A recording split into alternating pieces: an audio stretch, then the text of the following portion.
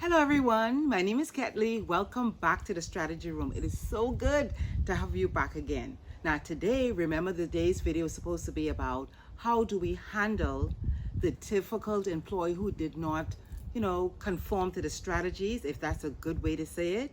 And like I said, I got you covered. So before we get into that, as usual, I want to know, how are you? How did your day go? It is a beautiful day here in the Bahamas. I don't know where you are, but I'm hoping that your day is as beautiful as mine. So what did you do? Well, let me tell you what I did. Well, my husband and my son are Marvel freaks. I'm not a Marvel freak, actually. Nevertheless. We went to see Black Panther. Yes, that's the name. See, that'll tell you how much I'm not a freak. I'm not a fan, right? We went to see the Black Panther movie. It was really good, I must say. It was really good. I'm not going to be spoiling it for you. I'm not going to tell you anything, but we went to see it and it's really good. And I have a confession to make.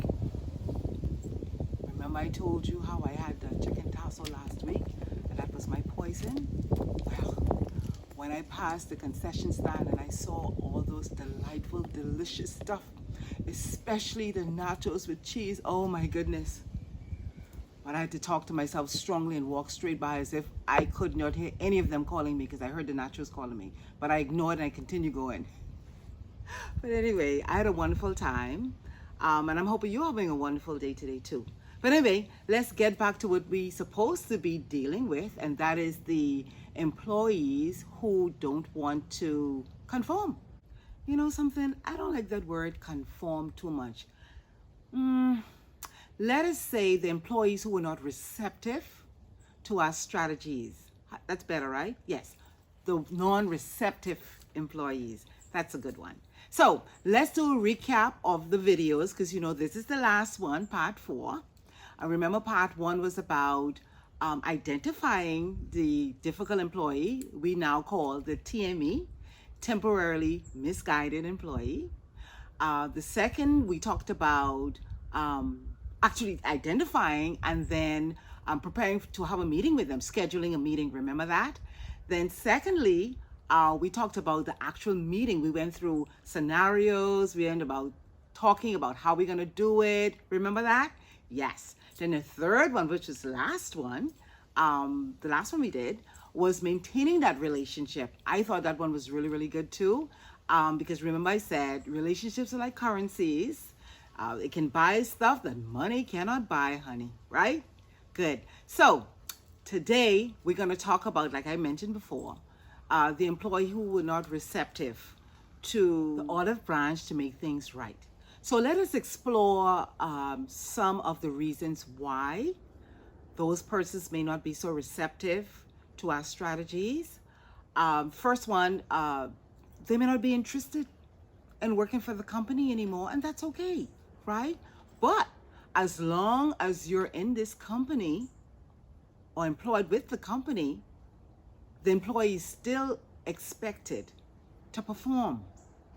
And, I would also speak with that employee and let them know, I would tell them that even though you're not interested in being here anymore, you still have to do what is required, because you're being paid for a service to the company.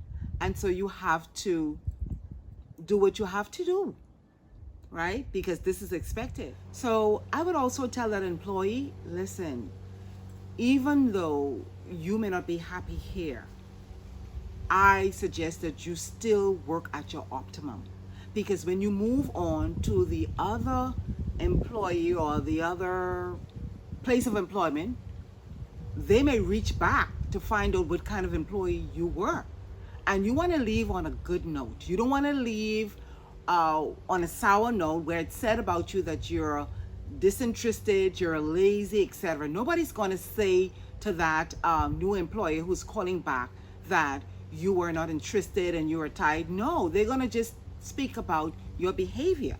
So it's good to be consistent and still work as hard as you can, as best as you can, until the very end. Failing that, if they don't want to do what is necessary, what is required for them to do based on their job description, there is always the policy. The policy will do the work for you. You let them know what's expected of them, of course, like I said before. You give them timelines.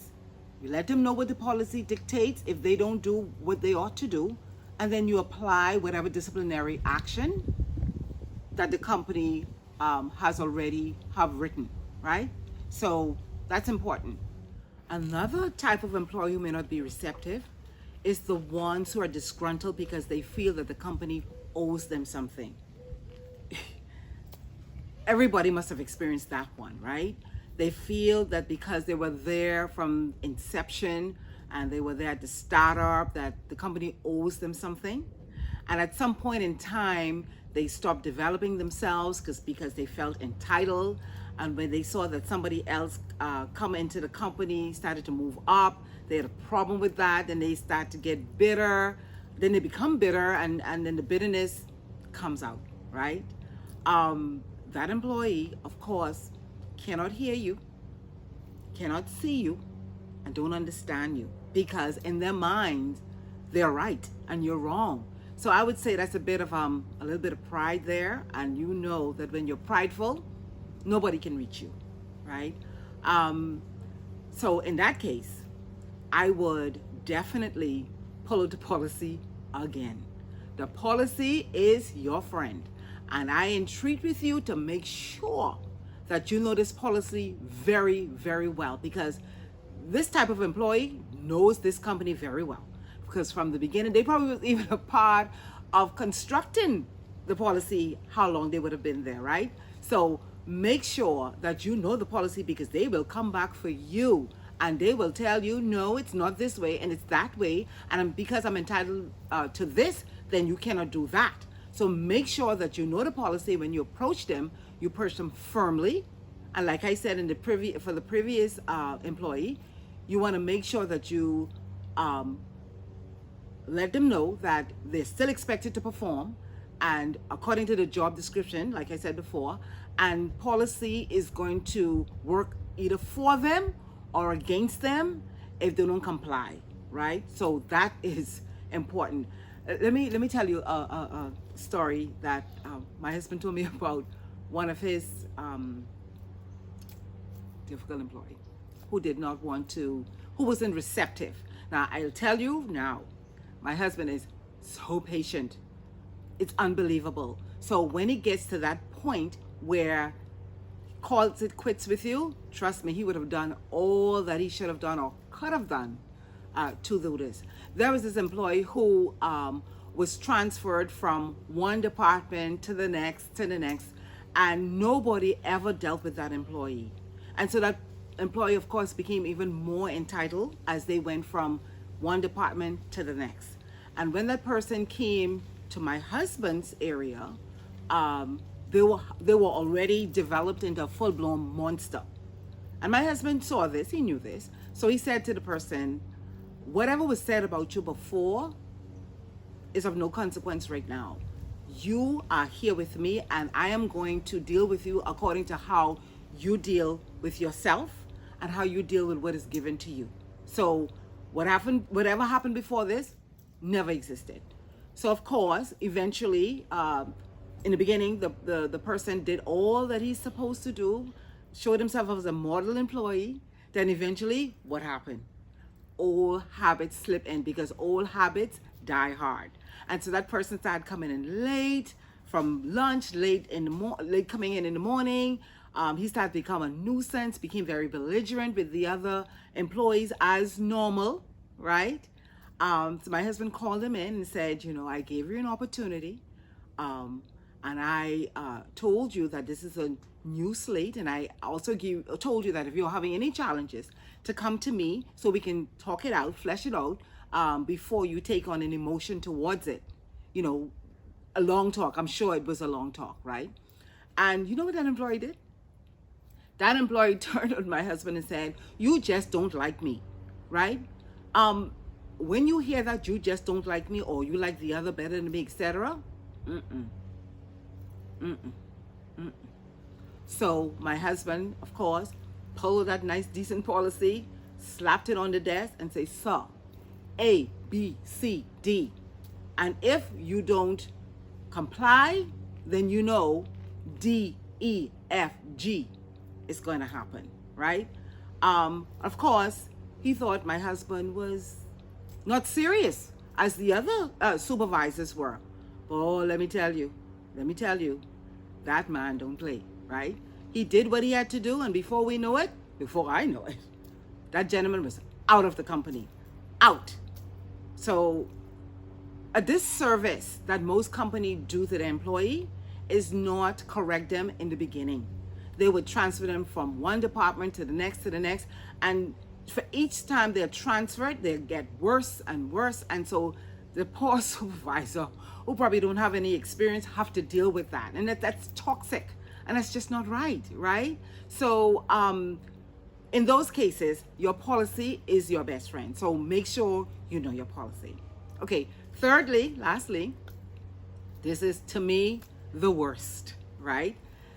The employee who is favored by the hierarchy. Yes, I can hear you. Horrible, right? Yes. You may have an employee who is favored by somebody in corporate, and no matter what they do, they get away with it, you know? In those cases, again, you ought to follow policy, and because it may be a little delicate situation because someone in corporate is favoring this person, I strongly suggest that you speak with somebody in HR. Find out what your rights are, what you can and cannot do. Get some help, like I said, and let them know in advance before you have that conversation with that employee. When you have that conversation with that employee, based on the confidence of the information that you got from HR, you stand strong, you stand firm, and you let them know, like you did the others, this is what is required of you. This is your job description, and you're expected to do this at certain time. And if not, then I'm gonna have to do this, that, and the next, right? And make sure everything is documented and recorded. And of course, they're gonna go to that corporate person and probably raise Cain, and that person's gonna call you. But when that person called you, you explain to them exactly what's happening, and you also let the person know that you spoke with HR, because you know HR is a very independent body, right? And that's a good thing. And so you have your backup there. However, this is the worst of the worst. When you're working in an environment of, how should I say?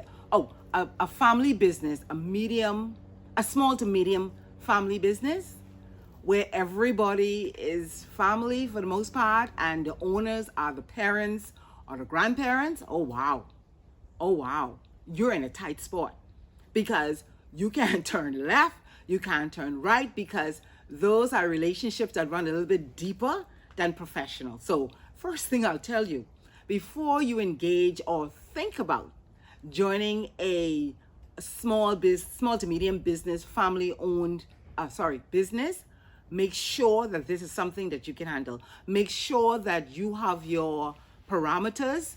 Make sure that you have power to a certain extent to execute your duties properly, right? Because if you have that, the son of the owner giving you a hard time, how are you gonna call HR on him? How are you gonna discipline him? How are you gonna do that? Huh? The only thing you can do is go to the father.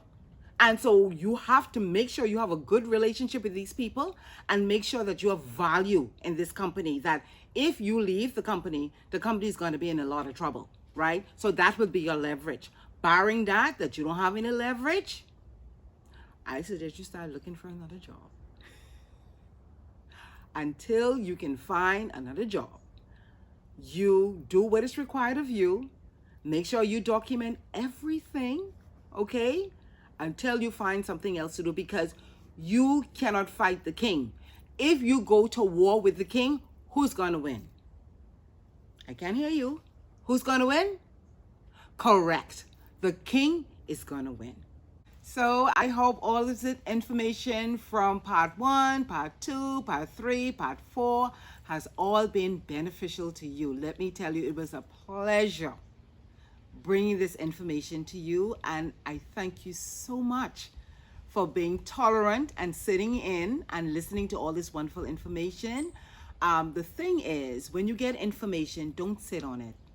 use it because it's useless, right? So I hope you use the information, and I wish you all the success ever. And I'm not gone out of your life just yet. There's going to be another series coming. It's a surprise. I can't tell you the topic. But I want you to hit the notification bell so whenever we drop this information, you would be the first to see it, right? Now, don't forget to like, subscribe, and share this wonderful information. Until I see you again, I want to say a special thank you to my producer, my nephew, my favorite nephew. Tell everybody. Is that all of us done? I tell all, he's correct. Tell all of them that. There's about 6 of them, and I love them and counting. So anyway, thank you once again for stopping by, and see you next series. Bye-bye.